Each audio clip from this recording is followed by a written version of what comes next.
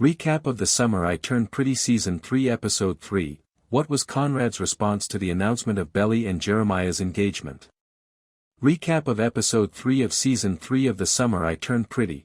When Belly and Jeremiah announced their engagement to their families in The Summer I Turned Pretty Season 3 Episode 3, almost everyone at the table is shocked. Recap of Episode 3 of Season 3 of The Summer I Turned Pretty. What would summer be without a new episode? Belly and Jeremiah are definitely too young to be getting married, but I didn't think Stephen would be so upset about the whole thing. I'm like, calm down a little, brother. Since this is the last season of The Summer I Turned Pretty, I feel like the story is moving a little slowly and that this particular storyline will linger on for a while. I sincerely hope it doesn't.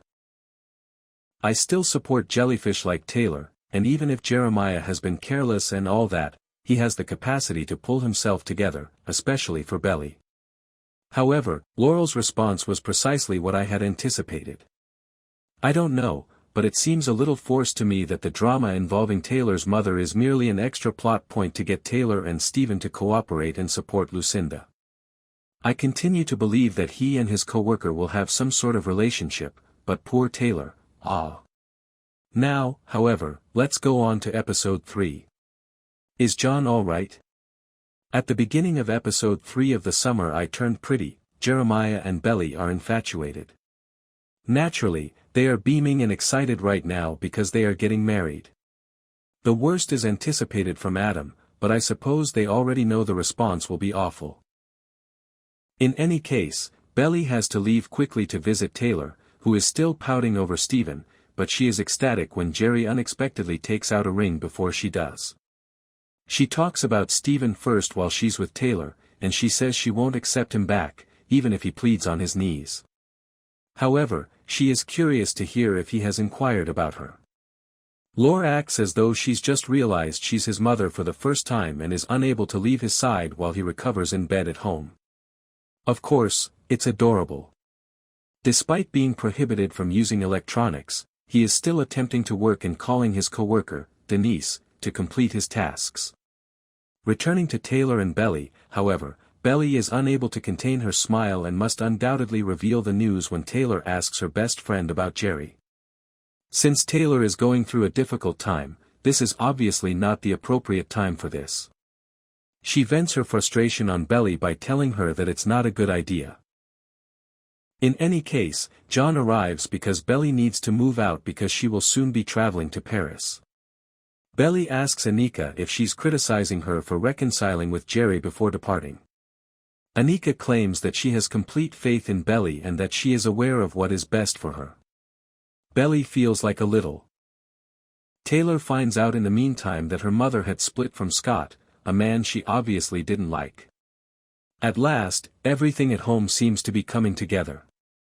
But it was him who was perusing Lucinda's writings, and he essentially left them in ruins. Lucinda tried to play Cupid when she discovered that Stephen wasn't treating her daughter well or showing her the affection she deserved, but she urged him to look at her books instead. A little odd for a date, huh? However, rather than spending time with Taylor, he ends up telling her that Lucinda has until the end of the month to make amends. Although she acknowledges his assistance, Taylor chooses to do the rest on her own. Let's see where this goes.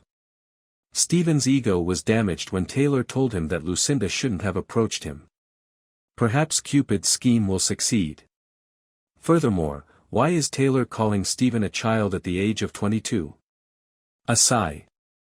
Agnes, are you into Conrad? Perhaps. He tells her she doesn't understand how she feels when she urges him to seek exposure therapy, which means going to Cousins for the dedication, because he can't be at the clinic anyhow. Yes, she admits to him that she is fully aware of her feelings, and perhaps it has to do with Conrad. Indeed? No. However, they also seem like friends, so I suppose that if Conrad is endgame, Agnes will simply be best friends for life. I'm perplexed, yes. How does the announcement of the marriage affect Laurel? In particular, Laurel mentions how Beck would have been pleased with the future Belly had planned for herself as they look over some old photos together at night. You have no idea what she has planned, Laure. Belly wears the most exquisite blue dress on the day of the dedication, which conveniently contains a pocket for the ring Jerry gave her. I wonder how she didn't worry about losing it in all the pockets on that outfit. Everyone appears pleased by Jeremiah's heartfelt dedication speech. Conrad then arrives, and Adam makes it strange by telling Belly that he's glad to see his little sister. Jerry is still convinced that Adam would have a negative reaction to the engagement, so Belly should be ready, but I suppose Belly was also considering Conrad's response during the trip to the restaurant. When they speak at the restaurant, Stephen explains to Conrad that he wants to produce things and that VC isn't his objective. Adam isn't letting him fly, even if this is only his route to get there. Stephen tells Conrad, thanks for saving his life, while he is obviously thinking about what he is doing. Belly appears a little uneasy at meals.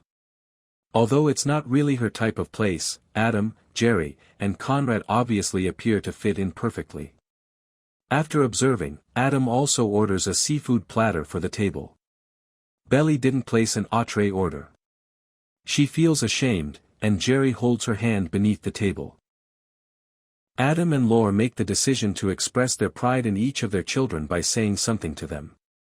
Belly can no longer con.